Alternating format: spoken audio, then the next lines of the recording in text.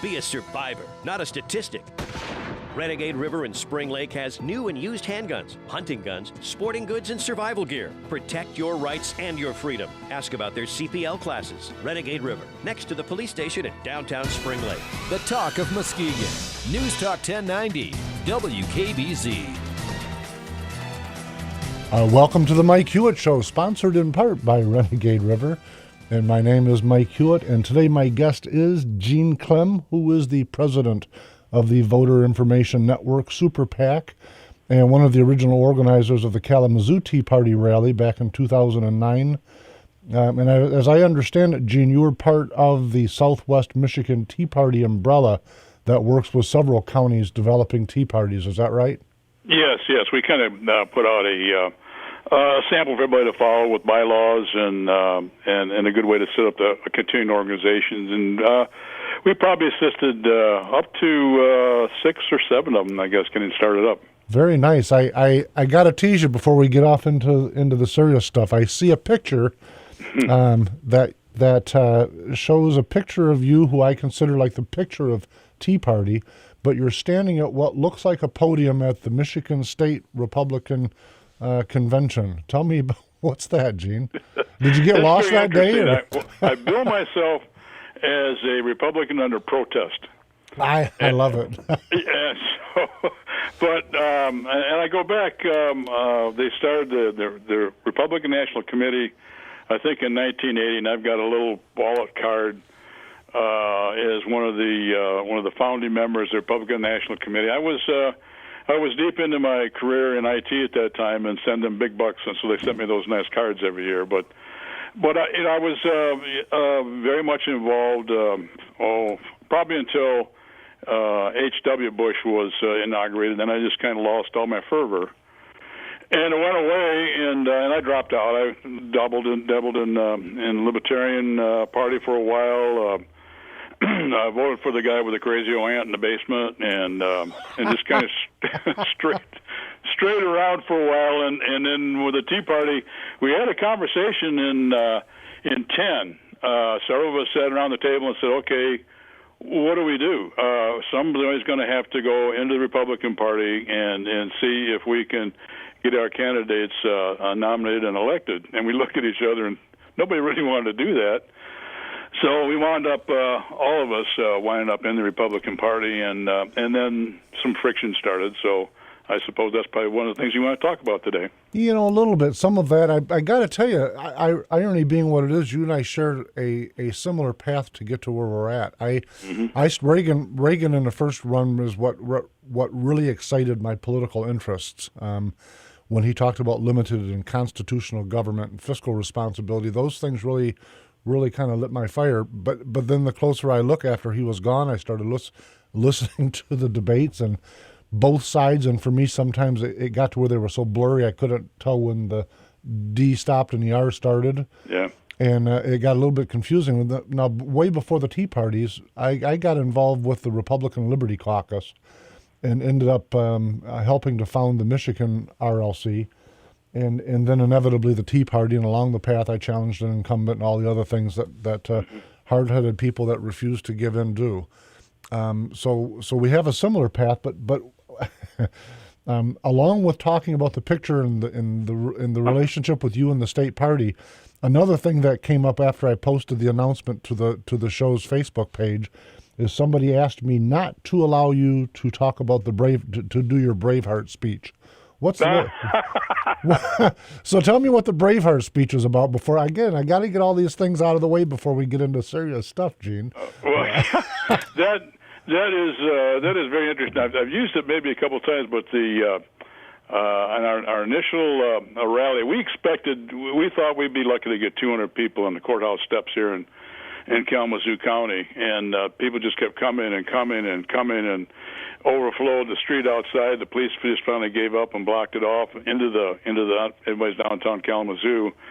No, it was into the park in the middle of town, and but I had it planned all along at the end of it to give the Braveheart thing about many years from now, as you lie dying in your bed, would you not give every one of those years, but come back here right now and fight for liberty and freedom?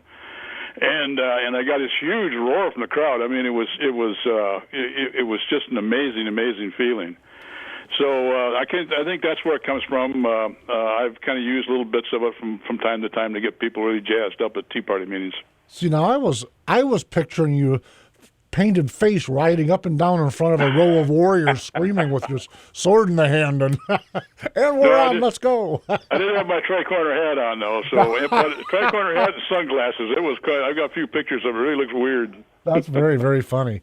So I as soon as it was brought up on Facebook, I had to write that at the top of my notes. Tell me this though. Let's dive into some seriousness. Where do you think the relationship is now between the GOP overall and the Tea Party overall? Well, it's an interesting. I guess the easiest thing to say is love-hate relationship, and maybe that is it. But and I've got quite a few friends.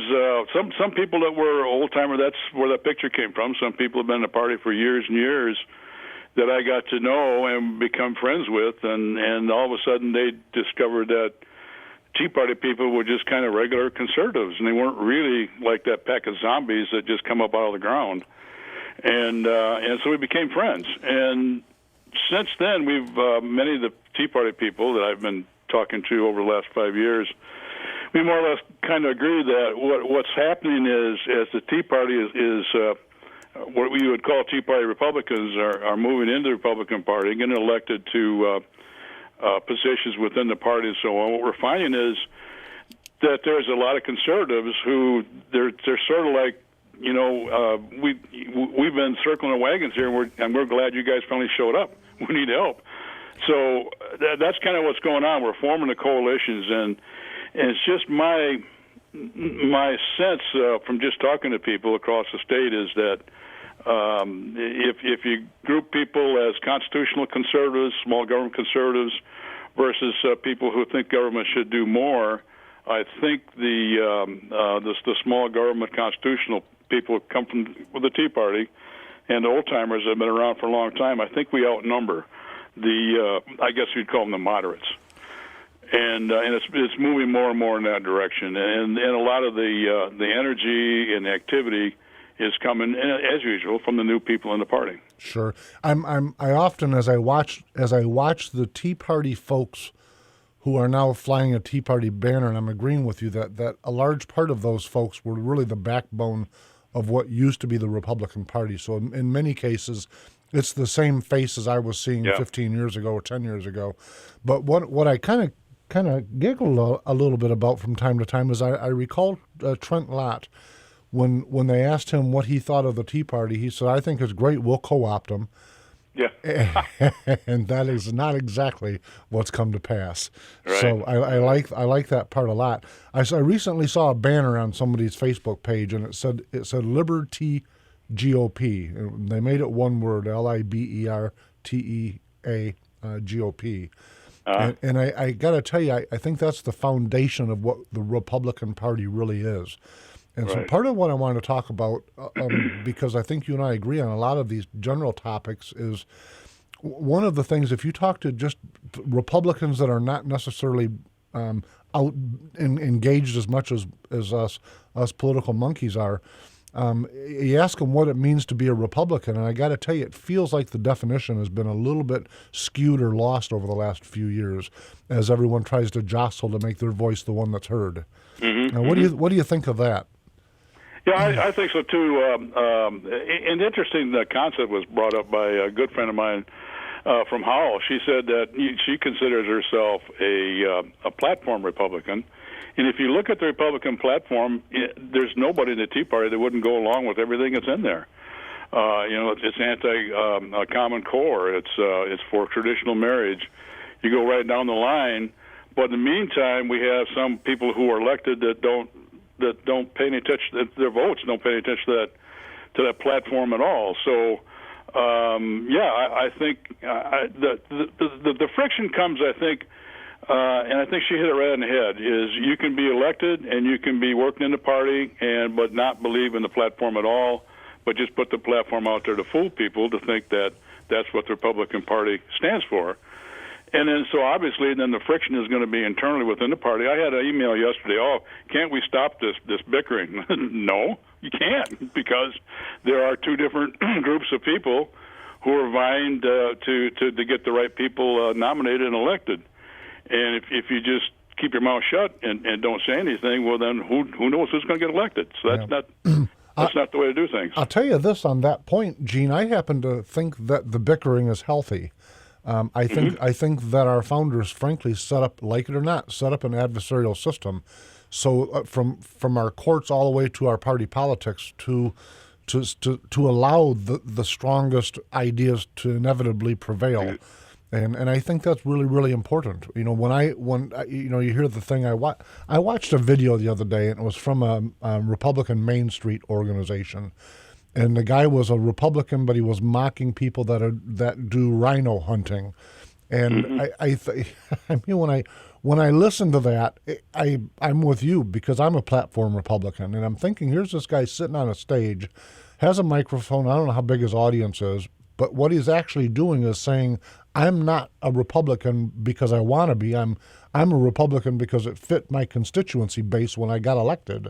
And Gene, that's just, to me, that's just the wrong reason to do anything, whether you're a Democrat or a Republican or whatever. I mean, have some core values and be willing to stand up on top of the stump and announce them. And I don't see that a lot from some of the folks that refer to themselves as moderate.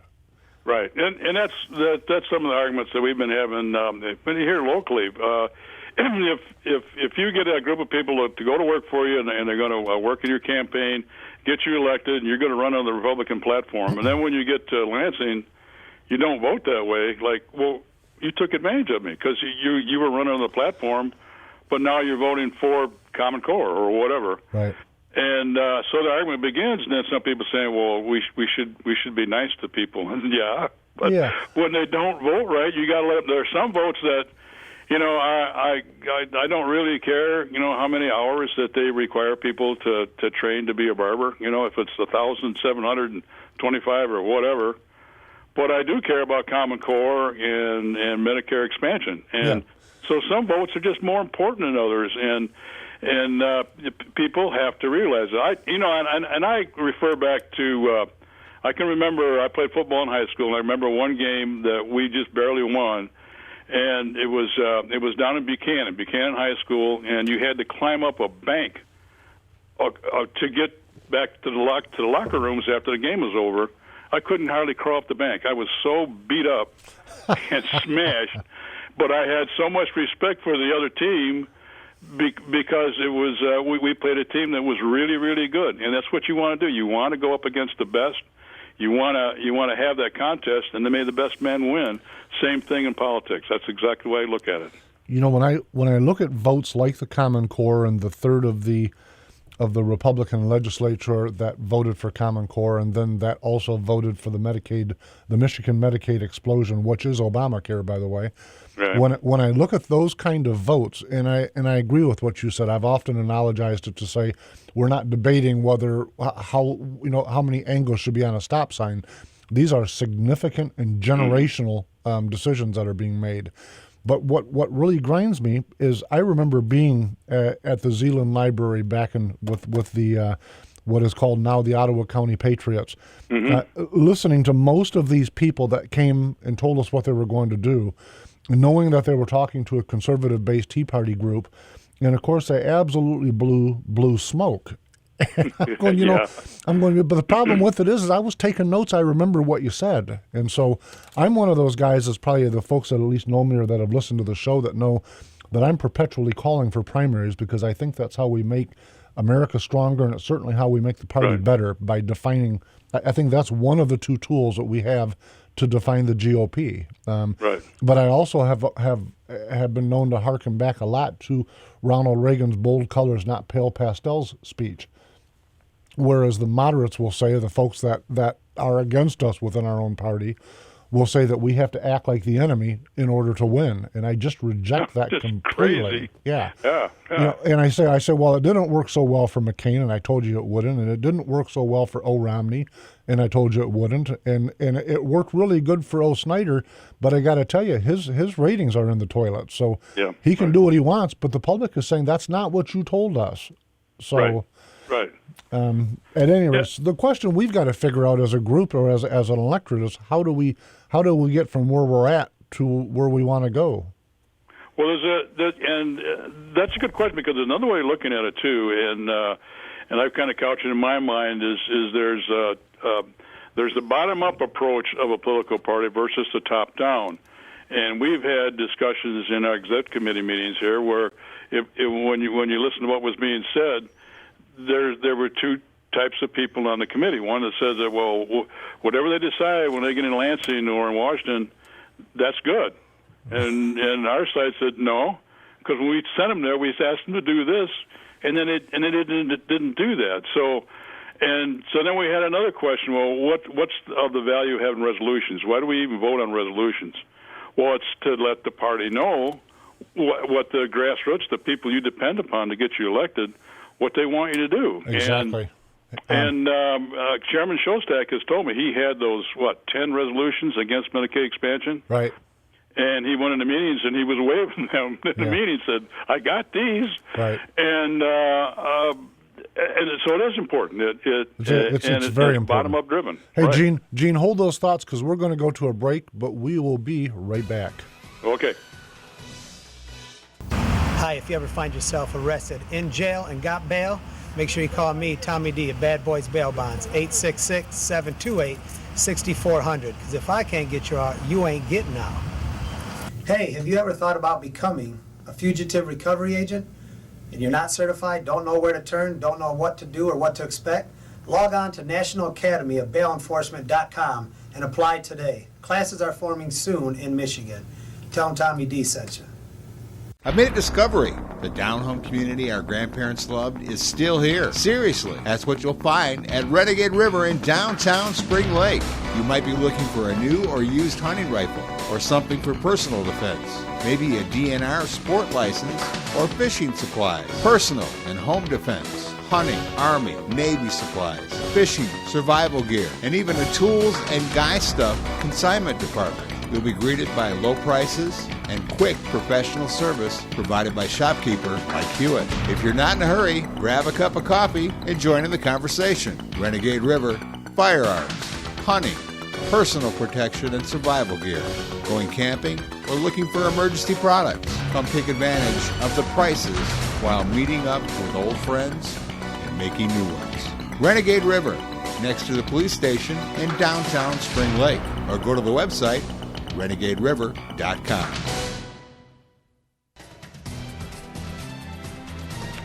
Welcome back to the Mike Hewitt Show. My name is Mike Hewitt, and we're on today with Gene Clem, who is the president of the Voter Information Network Super PAC. Gene, welcome back. You. Hey, a couple things. What I wanted to do before we get into this segment's topic is I want to kind of finish off some thoughts I had on where we were at before. This is a question for you, so I got to set it up properly if I might. But if you were a state legislator, and let me just to give you an example. I'm sitting in a district. Was this 91st district? I think is the number I'm in. Mm-hmm. I'm up here in Norton Shores, Muskegon area. This particular district used to be sat with Holly Hughes, was a state representative. Now it's the Democrat Lambert. Is that her name? And I tell you that because this district goes back and forth. Really is one of the 7 or 8 that are genuinely, truly on the bubble in terms of whether it's going to be a Democrat or a Republican. It's right. Heavy fought. Whoever wins it's not going to win without some heavy TV. It's one of those few districts. Got to spend a lot of dough here. And so the question becomes for Tea Partiers and for some of the folks that are just purists. When I look at this seat and seats like this, and there aren't that many of them, so I'm not wanting to paint with a wide brush. But I'm asking the question in my head, does someone like Holly Hughes, whatever her conscience is, I don't know her that well. I've known her for years, but I don't know her that well. But if she wins, by the way, she's a candidate again. So if she wins, or in the case of the Democrat that's sitting there now, whoever sits there, do they vote their conscience, or do they vote what they think their constituency wants in total? What do you think is the right recipe for a state legislator? Well, there's obviously there's certain things that if they campaign on, they should be voting the way they campaign, and if they campaign say, I'm strictly against Obamacare, then they should be voting that way. But obviously there are things that will come up that no one can foresee, and what we've always guided our reps and try to do with in email conversations is, well, let's follow it through and see what the basic principles are. If it leads to a basic principle of fiscal conservatism, a small government, that's the way we want you to vote. And so, they should serve their consistency, and then that's the way we look at it. So now, if they've got one that's split 50-50, our Senate seat here in Kalamazoo is very purple. It's the whole county, and it's almost exactly 50-50. Sure. That becomes a problem, and so you really got to be careful on what you campaign on, and I think most people are probably careful and don't campaign on anything. So I don't know where you stand then. Yeah, it's kind of funny that you mentioned that, because then I just was reading some notes on actually on the Drudge Report where Christie attacks Obama.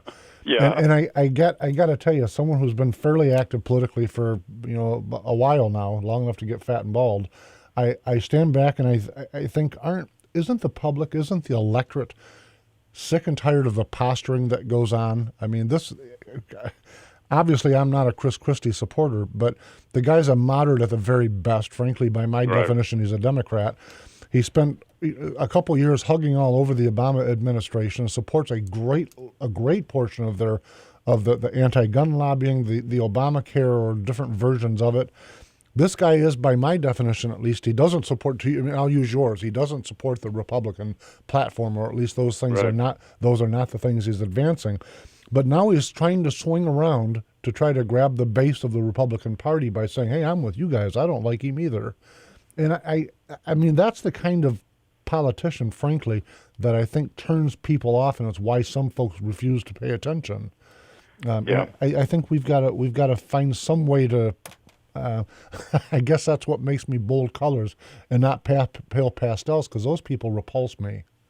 Yeah, and they can get away with it because there's a large amount of people who just, to be fair to some of them, don't have the time to really pay attention to the details, and there's other people who just aren't inclined. But you're right, we have to figure out some way to make those things clear, and during the primary season. And I've seen some people have fear about compressing the primary season, giving an advantage to people with big bucks, which is not us conservatives. Right. Yep. You betcha. Now, and by the way, have you noticed that all conservatives are rich 1930 styles bankers? Yeah. Right. Sure. Yeah. I got a little white mustache. And, yeah. Noticed that. A little tuxedo. It's kind of funny. And anyhow, what I really wanted to focus on in this segment was what I believe to be all ideologies aside. In my mind, it's the only thing that's going to save America, which I genuinely believe is in decline. And the first and foremost of that is saving the American family. I've talked about it a fair amount on this show. I don't know that by the way, after a little disclosure, I tend to be a Jeffersonian type of Republican. Mm-hmm. And with that, I tell you that my closest political cousins are very conservative. But when I say that, when I look at people with the gay marriage issue and all that, when I say Jeffersonian with his quote about and I have to paraphrase because I never can do it exact, but he was referring to faith or religion when he said it doesn't skin my knees nor pick my pocket if you say there's one God or 20. And I say it that way because then when I look at gay marriage, I said I don't know that someone getting married, gay or otherwise, that doesn't affect me, my faith, my family. Those things don't affect me unless they're pushing it in my face, which is a separate topic. But I'm couching the whole position so as that I can say I don't think those are the paramount issues of saving traditional family, which in my mind must be saved. When I look at the statistics for all of the crimes and the suicides and the murder, all of these negative societal statistics are all tied to single-parent families. Right. I mean, these things they're not ideological. They're mathematical facts. You can write them down on paper, and they're indisputable. And by the way, I love that cuckoo clock. Yeah, it's loud. Yeah. So when I wanted to just, I guess, give a little bit of background on where I'm at on that topic. Having said all of that, what do you have any kind of vision or hope for trying to save the American family? Do you agree with me at all on this topic, or where are you at on it? Well, yeah, I agree. There's, and I have a lot of discussions with, especially over the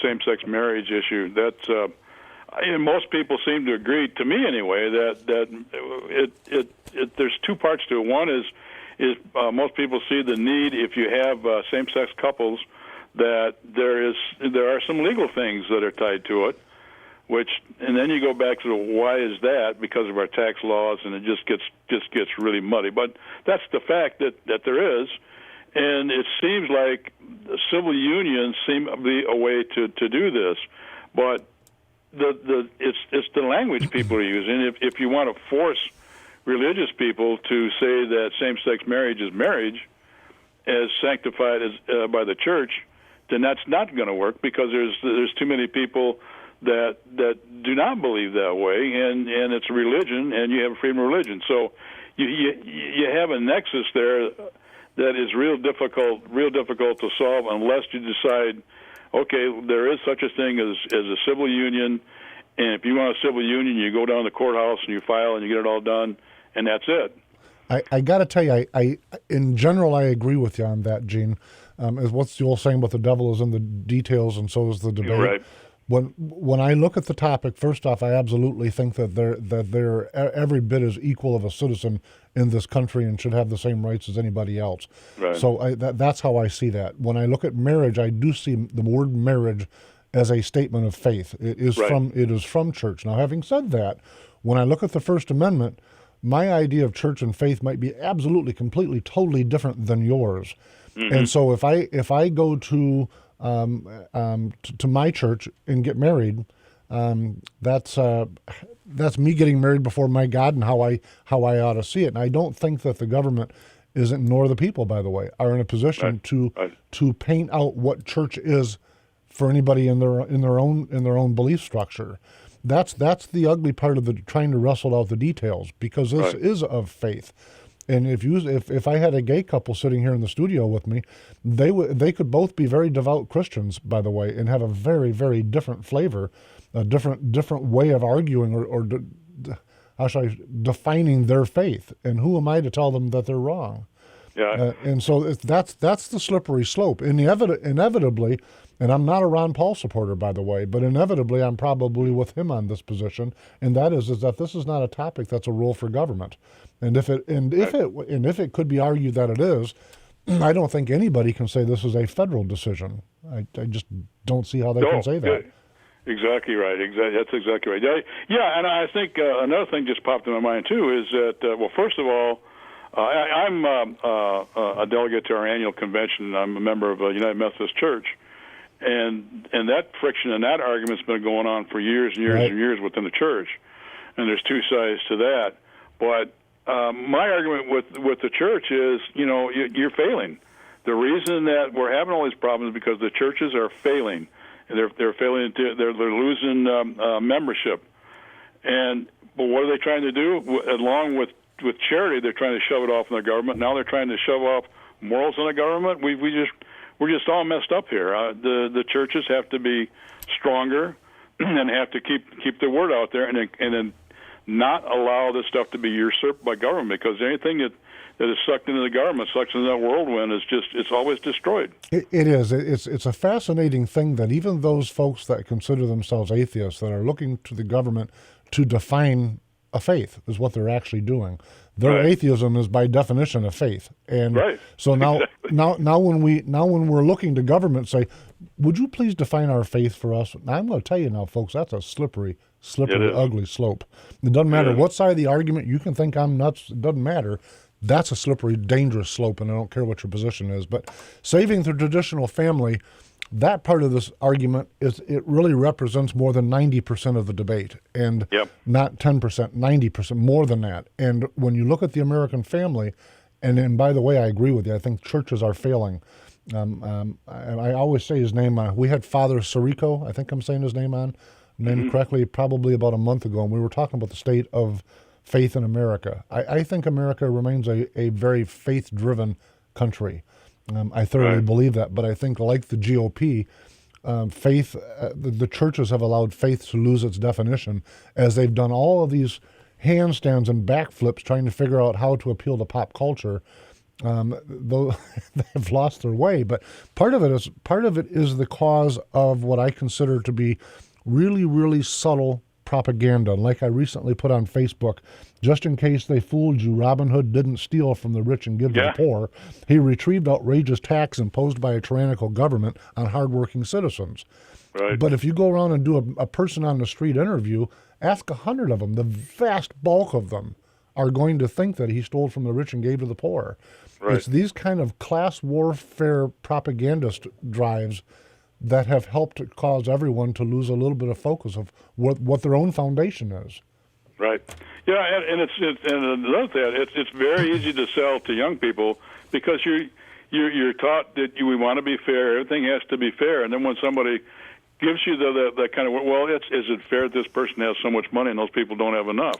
Yeah. Not realizing what it took that person to get so much money, all the hard work and the risk and everything else. So, yeah, sure. You know what's kind of ironic about the concept of fair, and by the way, I do not have a martyr complex or any complex at all about the real short story. I'll give you an example. When you talk about fair or entitled, I was born with a heart defect. When I got out of school, I would have loved to have been a police officer or something along that path. That wasn't possible. Now, right. I couldn't stand up and jump up and down like a 12-year-old brat and demand that's not fair. I demand to be. I wasn't qualified. And it was nothing that was going to change that. And it seems that society refuses to recognize that there are some things that no matter what you do, they're just not going to be equitable because that's the way life is. Right. That's true, too. They're like little brats. I don't know how else to say. They're like little brats. And you got to dust off and say, okay, I can't do that, but I can do this. And then you get on your horse and you do it. So, and that's some of the things I think the Republican Party needs to be able to do is to just say, well, I guess that's not fair. No. You have to specify what fairness means and why we want everybody to be Bill Gates, not just one or two people. We want everybody to be that way, and we can't do that if we're trying to redistribute wealth because nobody can make that choice. And I got to tell you, on that exact point, when I was getting out of school and wanting to be a police officer, wanting to do some things that I couldn't do, there were voices in my family that were telling me I could get on disability and I could draw out this great living. Well, now I'm 53, so I get to look back at my life and think, holy moly, what would I have achieved? Where would my 4 daughters, if they'd even been, where would they be if I would have selected that path rather than chasing opportunity? Now, in my life, I've had some great successes, and by the way, some humongous failures, but they were mine, and they were the result of my decision and my chasing opportunity. Nothing against trailer parks, but not sitting in a trailer park somewhere waiting for the eagle to fly again in my 20s and 30s and 40s. What the heck kind of life is that? They would have had me trade. So that's how I see it. Yeah, and I think the GOP is losing a good opportunity there by making sure that they have a voice and a story to tell. They had some in the last convention. They had a few people would show up on stage and rags to riches stories, and those are great. I left home when I was 17 years old and had I think $1,200 to my name and started to go to college at Michigan State. But everybody did that. That was just common. Nobody had a lot of money. You worked your way through. Washed cars in a car wash in January, which was stupid. But busboy, whatever it took, that's what you did, and you never took a loan out. Yeah, I think I waited till I was 18 when I left, and nowadays I laugh. I probably mention this probably every other show or so, but the kids can stay on mommy and daddy's insurance till they're 26 years old. And I go, wait a minute, we used to have colonels in the Army that were that age, that were leading. Just what a different society we've traded, and I'm not all convinced that's been a very wise trade. Well, it's amazing. There still are kids there. I mean, I've got some real good friends trying to pull them into the Republican Party that are in their mid-20s that worked their way through graduate school, CPA. Well-educated, but they're raising families, and they're very busy people. But these are the people that are examples, and we need to be able to hold them up. I'll tell you one thing that we're getting, and then we'll have to go to break in just a second. But one of the things we're getting out of the advent of a call for liberty within the Republican Party is we're getting a lot of folks that are coming on board the Republican Party because of that word that 10 years ago wouldn't even have dreamed of joining the GOP. So stay with me. We'll be right back after this break, folks. Hi, if you ever find yourself arrested in jail and got bail, make sure you call me, Tommy D, at Bad Boys Bail Bonds, 866-728-6400. Because if I can't get you out, you ain't getting out. Hey, have you ever thought about becoming a fugitive recovery agent? And you're not certified, don't know where to turn, don't know what to do or what to expect? Log on to National Academy of Bail Enforcement.com and apply today. Classes are forming soon in Michigan. Tell them Tommy D sent you. I've made a discovery. The down-home community our grandparents loved is still here. Seriously, that's what you'll find at Renegade River in downtown Spring Lake.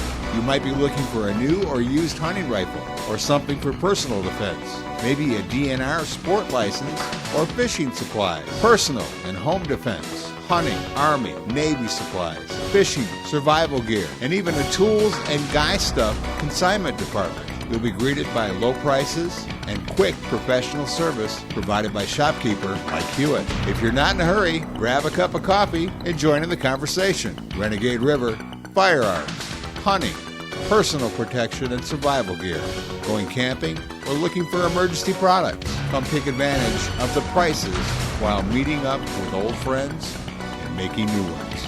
Renegade River, next to the police station in downtown Spring Lake, or go to the website renegaderiver.com.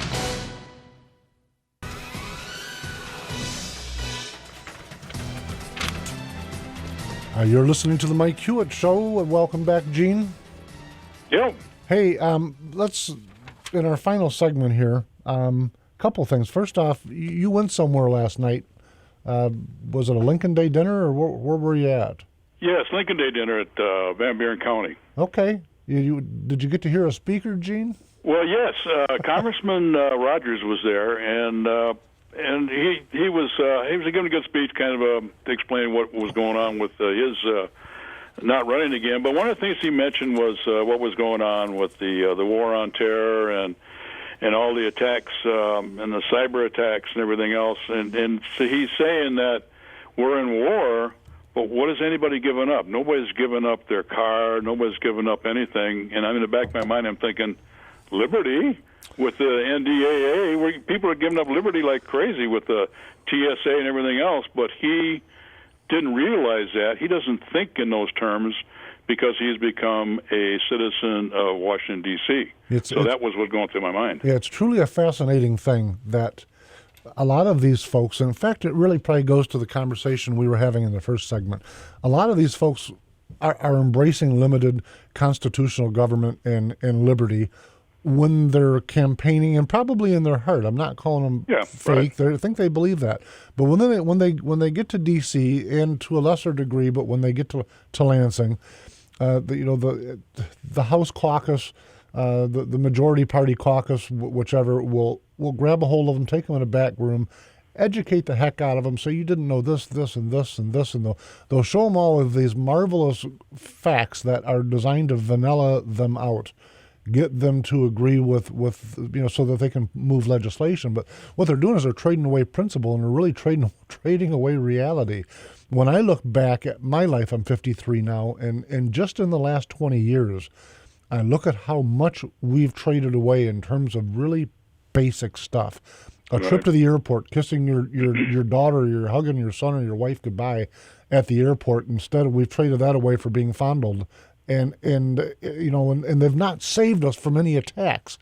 And I mentioned off the air, whenever I look at the TSA, I'm reminded of Nazi Germany on a train, right out of the old black and white movies. Your papers, please. Yeah. And I'm thinking, that's America, honest, and we think we're winning what?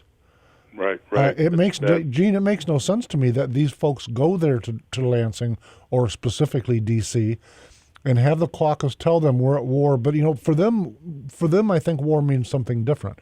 For them, war means funding, and it means campaign contributions. It doesn't mean liberty and saving America. They just see something very, very different once they've been there for a little while. And by the way, I'm one of the few folks on our side that are not in favor of term limits. I understand I'm one of the lone rangers on this side of the fence with that position, but to me, it's such a cop-out. I think as a citizen voter, I think term limits are another way of saying, stop me before I vote again. Yeah, Yeah. But I call on the American people to get up off the couch and pay attention, so that you can understand that Rogers thinks that we're at war and that's why we've traded away liberty. These things are wrong-headed thinking, and we've got to stop them. That's how I see it. Exactly. So, now I'll have people, moderates, friends of mine, that, Mike, you're off the tracks with that. You're thinking radically. So no, I'm not. I remember being at the airport in Minneapolis, St. Paul, and I stepped outside. I used to smoke. By the way, tomorrow was my 4th year anniversary for not smoking. All right. But I remember coming back and forth, going to different places out west on business, and on a layover, I step outside. Now the security people can physically see me in the area that they had set up for smoking. So they, go right through that door. They watch me while I'm having a cigarette, and of course they have to fondle me and completely go through all of my IDs. And they saw me the whole time, and I'm thinking, what a deviation from common sense we've become. Yeah, right. And folks think we're winning, and we're not winning nothing. But tell me on a different note, speaking of Rogers and folks that have been set in cement for too long, where's your thinking at on the topic of primarying Republican incumbents? Well, we going way back when we first started the Tea Party. I mean, that was one of our things we realized very early on. Is primaries are very important, and again, and I've had a conversation with many people in the Republican Party, many of the officials, that I look at it as a primary as if people should want to have that position, and they should have to play for it. When I was in high school, there were people beating on me all week long, trying to knock me off the first team so I wouldn't be a starter to get my position. And the reason for that is you want to field the best team possible on Friday night. And I look at primaries as the same way, is you want to field the best team possible. In Kalamazoo, we've got one of our state districts, state rep districts. We've got two very good conservative gentlemen run against each other, and they're friends. And we're saying this should be real interesting because we get a choice between two really good people. And unfortunately, one of them couldn't live in another district, but that's just the way it is. And so I'm heavily in favor of primaries. I know a lot of people in the party who also are in favor of it, and they're in favor of keeping hands out. It should be strictly up to the voters and grassroots. I remember in 2004 when I challenged an incumbent, who, by the way, I consider a friend now, and she's been on the show a couple times. But back then, the party establishment thought I was absolute, like the devil incarnate, for doing that. Yep, right. What are you thinking? I mean, I talk about being ostracized. I was really sent out to the back 40. Yeah. But for me, I think primarying is a common sense issue on two things. First off, you mentioned early on in today's show, we talked about Common Core and the Medicaid explosion. And I think that those folks that voted for that need me to be brought before the voters to explain their vote. Right. And right now it seems that us conservatives and liberty-leaning Republicans have a tendency in total of when we lose a battle, we just dust off and go, okay, let's move on. We'll move on to something else. Whereas the progressives and the socialists on the other side of this debate, those folks never stop. They're like the ever-ready bunny that just keep going and going and going. And when they win, winning is never good enough. When they win, they want more. And right. I'm not, by the way, I'm not berating them. I'm impressed by their energy and their stick-to-itiveness and their principle. I don't agree with them, but I would much rather them than the people that remain silent or the people that just dust off and say, okay, we lost, let's move on with it. Right. So it's maybe a backhanded compliment, but to me, that's where primaries are at. I also believe in have been applauding those folks that have been giving the state Republican Party and county parties a challenge by bringing in new voices. I think that's critical for the long-term success of the Republican Party and also the state of Michigan and America. But those topics aside, let's take a few minutes. Tell us a little bit about the voter information network, that the super PAC that you're the president of. Well, it's interesting. You kind of led into with the way the progressives are organized, and they just don't stop. I was involved with the Get Out the Vote operation in 12 that failed, called ORCA. And I know if you're not really a party hack, you probably don't know what that is. But it was a system that was supposed to be nationwide, be able to make sure you got out the people to vote. and it was held a secret until about 3 days before the election, and it crashed miserably. It never worked at all. A bunch of people, somebody's son-in-law walked away with a $40 million contract. But anyways, that's beside the point. That's usually how those secrets that involve money work, by the way. Yeah, right, yeah. So we had a technology committees under the Michigan Republican Party. I was involved with that, and after 2 or 3 months, I more or less dropped out of it because I didn't think the direction it was going was good enough. So we've kind of muddled around, and we come up with a super PAC, and we want to build what the progressives use, and we're calling it the Voter Information Network. It's at voterinformationnetwork.org, and we're also on Facebook. But basically, we're building on a database, like a voter database that most campaign people use. On top of that, we're going to build a data exchange so that if you come into the state and you want to run for president, you can find out who has information that you need and be able to pick up that information from them. And on top of that, we're going to build a communications layer in that, for instance, if you are someone like Melanie Curtis, who has a project to fight against Common Core, I want to be able to marshal as many people in the state as possible on my side. We'll be able to build an email list that she could use among all the people who are a member of this voter information network, and she can rally the troops based on that. And on top of that, we eventually will build analytics. This is a long-term solution.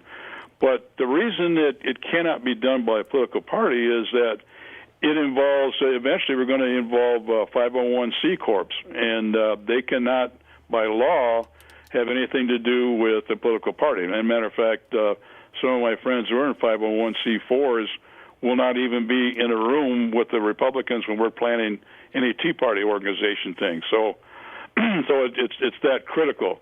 So, but it's going to be built. There's the progressives have what they call a state table, and the state table they have a similar organization I'm talking about that has like the ACLU, the Sierra Club, Acorn, NARAL, Planned Parenthood, all the usual suspects.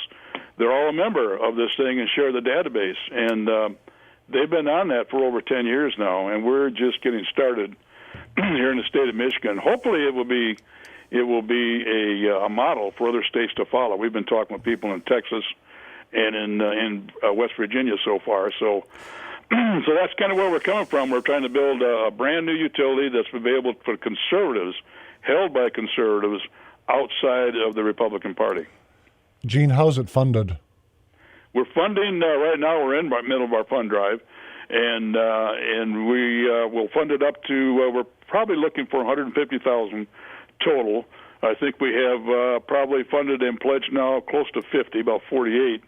So as soon as we get that thing done, the big price tag is getting the voter database loaded at the bottom end of it and getting that operating and getting people on it. So if a person wants to look at it deeper and then maybe get excited like I am and contribute, what do they do, Jim? Just go to voterinformationnetwork.org. And on every page, there's a little button you can click to donate, and we appreciate it. Okay, listen, we're down inside the 60-second warning, so I wanted to tell you I genuinely appreciate you coming on the show, and I hope listeners do. But I've had a lot of fun today, and I hope to get you back on here somewhere in the next few weeks because as we get further into this primary, things are going to start heating up. It's going to be fun. Yeah, I'm very much looking forward to it. Are you working on any campaigns down there at all? I'm working on the Wes's campaign, okay. Wes Nakagiri. Yep, very nice. Gene, I will talk to you on Facebook, and everybody else, thank you very, very much for listening to us, and we'll be there. What are you telling me, Oscar? Keep going. Keep going? Keep going, okay. He's giving me, I never know if he's telling me to wrap it up or keep going. On a side note, Oscar hit a deer yesterday. Are you all right, Oscar? I'm all right. He's all right. Well, we were talking earlier. I am starting a blog called A View from the Bunker. It's going to be on the Kalamazoo County GOP site. So if anyone wants to just Google that and check me out, it'll probably go online sometime next week. View from the Bunker? Yeah, View from the Bunker. There you go. Gene, thank you very much. Okay, good afternoon. Folks, we'll see you next week.